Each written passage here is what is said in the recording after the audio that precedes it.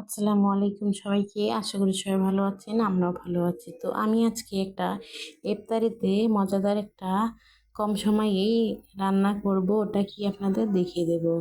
তো ওটা আমি ছোলা বুট নিয়ে নিয়েছি। তো এখানে ছোলা বুটগুলো আমি সিদ্ধ করে নিয়েছি। তারপরে এখানে চালের গরম মশলা একসঙ্গে রেখে দিয়েছিলাম। তারপরে আমি এদিকে পেঁয়াজটা ভেজে নিচ্ছি সুন্দর করে।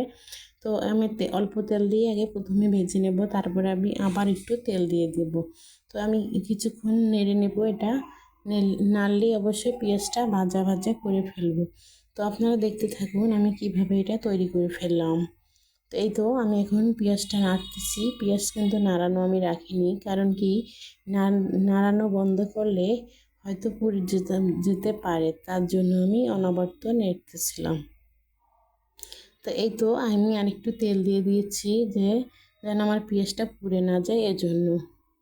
তারপরে দেখুন এদিকে আমি পেঁয়াজটা ভাজা হয়ে গেল। তো আমি আর বেশিক্ষণ ভাজবো না পেঁয়াজটা, যে বেশিক্ষণ ভাজলে হয়তো পুড়ে যাবে কিংবা গোল্ডেন কালার হয়ে যাবে। তো অত আমি গোল্ডেন কালারও করবো না, নয়তো সাদা ভাত আমার গোল্ডেন কালারই হয়ে যাবে। এই জন্য আমি পেঁয়াজটা একটু কম ভেজেছি। তারপরে তেল আমি সবগুলো এখানে দিয়ে দিয়েছি, কিন্তু এটা কিন্তু আমি ধুয়ে আগেই পরিষ্কার করে রেখে দিয়েছি, দেখাই দিচ্ছিলাম আপনাদেরকে।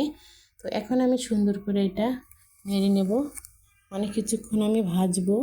ভাজলে অবশ্যই ভালো হবে। তো আপনাদের কাছে যদি ঘি থাকে তাহলে কিন্তু ঘি দিবেন, ঘি দিয়ে ভাজলে আরও সুন্দর একটা ঘ্রাণ আসবে। তো এখন আমি একটু আদা রসুন বাটা আর সামান্য একটু লবণ দিয়ে দিচ্ছি। তো লবণটা হচ্ছে প্রয়োজন, যতটুকু আপনাদের প্রয়োজন অতটুকুই দিবেন, বেশি দিতে যাবেন না, তাহলে কিন্তু খেতে পারবেন না।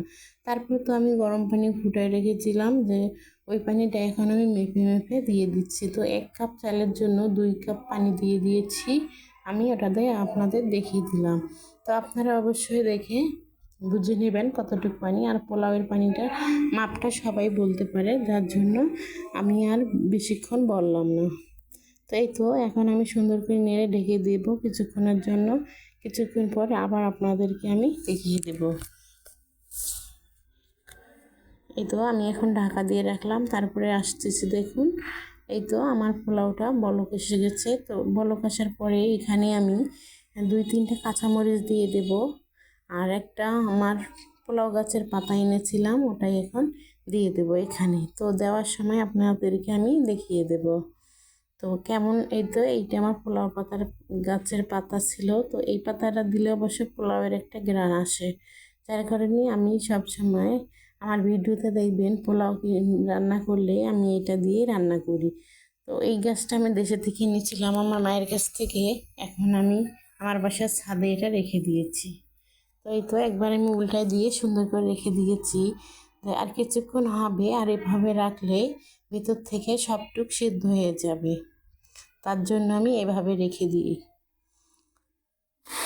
তারপর তো এই যে আমি এখন উল্টায় দেখাই দিব আপনাদেরকে ভেতরটা কতটুকু সিদ্ধ হয়েছে। তো পানি কিন্তু একদমই নেই, আমি এটা দমে রান্না করতেছি।